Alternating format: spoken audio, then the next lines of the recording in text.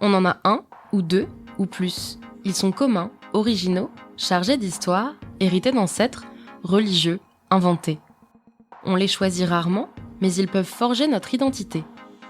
Parfois, on veut en changer parce qu'on les déteste. Parfois, ils nous vont si bien. Ce sont nos prénoms. Le podcast « Pourquoi tu t'appelles » raconte l'histoire qui se cache derrière un prénom. Dans cet épisode, nous partons à Granville, en Normandie, pour rencontrer une femme de 25 ans qui s'appelle Paul ou Prune. Ça dépend. J'ai 2 prénoms. Mon prénom Paul, il a été utilisé par tout le monde jusqu'à mes 12-13 ans, je dirais. Et en fait, ce qui s'est passé, c'est que en arrivant au collège, j'en avais marre d'entendre les gens mal prononcer le prénom Paul. Du coup, j'ai imposé à mes amis, à mon entourage, de m'appeler Prune. Quand j'étais, je devais avoir 7 ans, on a fait une croisière en famille dans les îles anglo-normandes. Et sur cette croisière, donc il y avait une personne de ma famille éloignée qui s'était mis à m'appeler par ce prénom-là pour m'embêter. Et c'était une type de blague comme on va pouvoir appeler quelqu'un par une fausse identité en fait.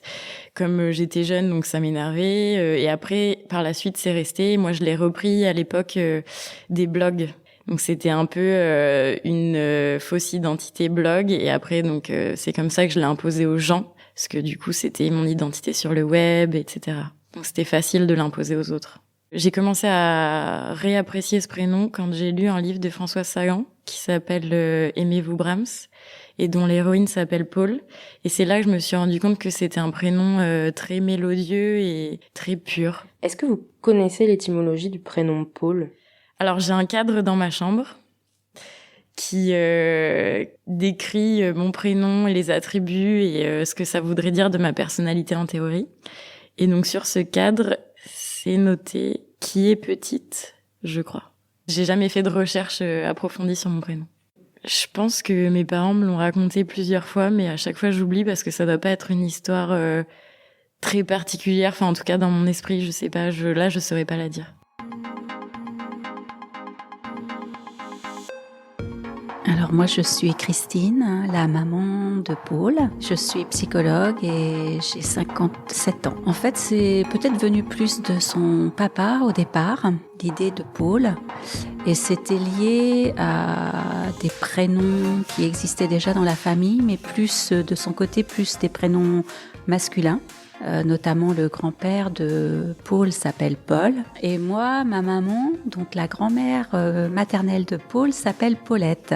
Moi, j'aimais bien parce que c'était court aussi. J'aimais bien, moi, la sonorité qui semble pourtant difficile pour beaucoup de gens. Et ce à quoi Paul a été confronté beaucoup dans sa scolarité, j'ai l'impression d'ailleurs, avec même des professeurs qui avaient beaucoup de mal à placer ce « O ». Et autant ils disent bien Pauline, mais Paul, c'était compliqué, ça... C'était souvent déformé, ça se transformait en Paul, et je sentais que c'était assez insupportable pour Paul. Et comment vous avez réagi à son envie de se faire appeler Prune ? J'avais vraiment l'impression à ce moment-là qu'elle n'aimait plus du tout son prénom. Et ça me troublait un peu quand même. Je me disais, c'est le prénom qu'on lui a choisi. Et je trouve qu'elle le porte très bien et qu'il lui va très très bien. Mais voilà, le fait qu'elle ne l'aime pas, ça me faisait un peu de peine. Je me disais, on s'est peut-être un peu trompé finalement. Enfin, c'était aussi la période de l'adolescence, hein, donc je pense qu'il y a beaucoup de choses qui sont troublées dans notre esprit, qu'on questionne, et puis notre identité surtout. Et maintenant, non, je dirais pas que je l'aime pas, je l'aime beaucoup, au contraire. Il y a tout un mythe qui s'est créé autour de ce prénom, enfin dans mon esprit en tout cas, surtout sur les sonorités en fait. Et je suis devenue très psychorigide, je pense, autour de ce prénom.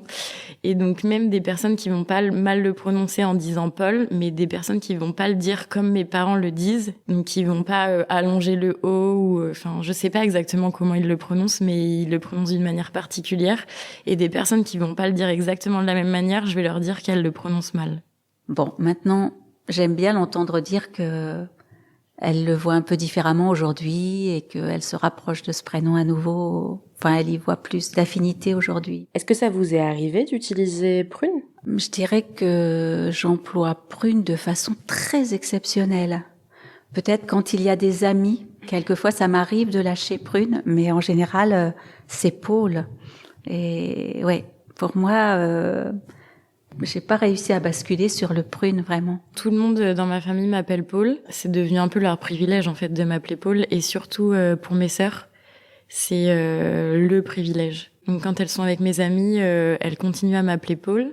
Et du coup, il y a beaucoup de mes amis qui sont troublés et qui commencent à m'appeler Paul parce qu'ils se sentent un peu en porte-à-faux ou je sais pas. Mais en tout cas, maintenant, c'est elles qui vont reprendre les gens aussi. En fait, quand ils se mettent à m'appeler Paul parce que elles m'appellent Paul, s'ils le prononcent mal, c'est elles qui les reprennent. Et en général, elles finissent par dire continue à l'appeler Prune. Parce que si c'est pour mal le dire, ça nous gêne aussi. Et puis, c'est un peu notre droit à nous. Alors, Elfie, la première sœur de Paul, qui est la deuxième.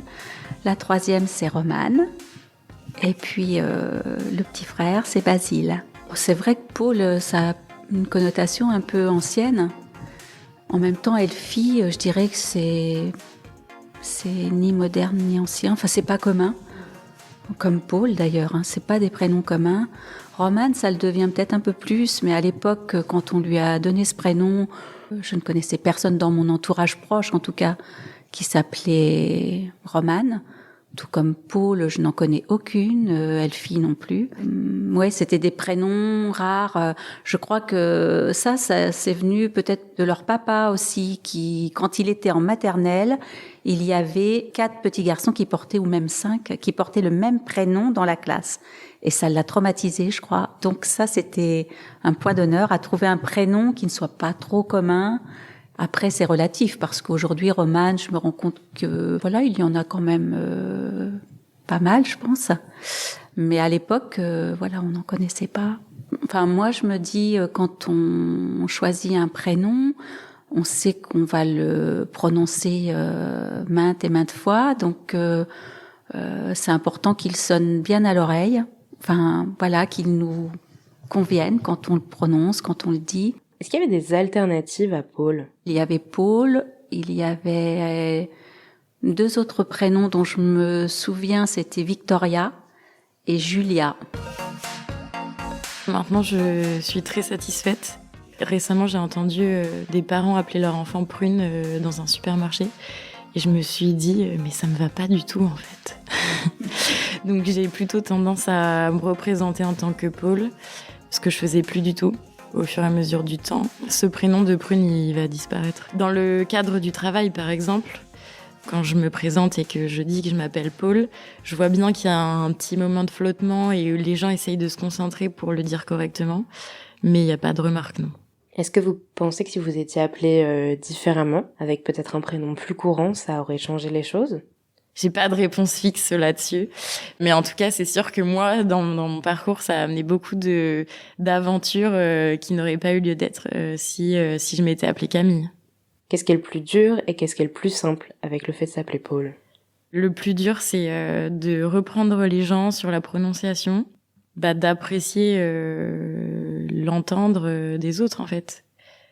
Et le plus simple, c'est d'assumer une identité particulière, plus unique que si je m'étais appelée avec un prénom plus commun. Quand vous vous présentez à des inconnus dans un cadre, on va dire, social, c'est quoi le prénom que vous utilisez ? Je dis Prune, toujours. Maintenant, je vais avoir tendance à dire rapidement, si j'ai une réflexion, en fait, mon vrai prénom, c'est Paul. Chose que je ne faisais pas il y a encore 1 an et demi. Et maintenant, je vais laisser la possibilité aux personnes que je rencontre de m'appeler Paul ou Prune. Et en fait, je les teste un peu si elles prononcent mal le prénom Paul.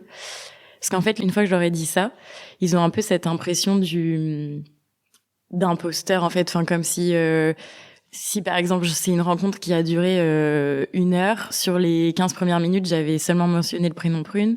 Au bout d'1 demi-heure, je leur annonce qu'en fait, il y a un 2e prénom. Et donc, ils vont se sentir un peu lésés, comme si la relation de confiance, elle allait se créer s'ils m'appelaient par mon vrai prénom. Ce qui est un peu légitime. Et donc, du coup, ça va être un peu le jeu de bien prononcer ce prénom-là pour pouvoir rentrer... moi, c'est l'impression que ça me donne de rentrer dans mon cercle plus intime.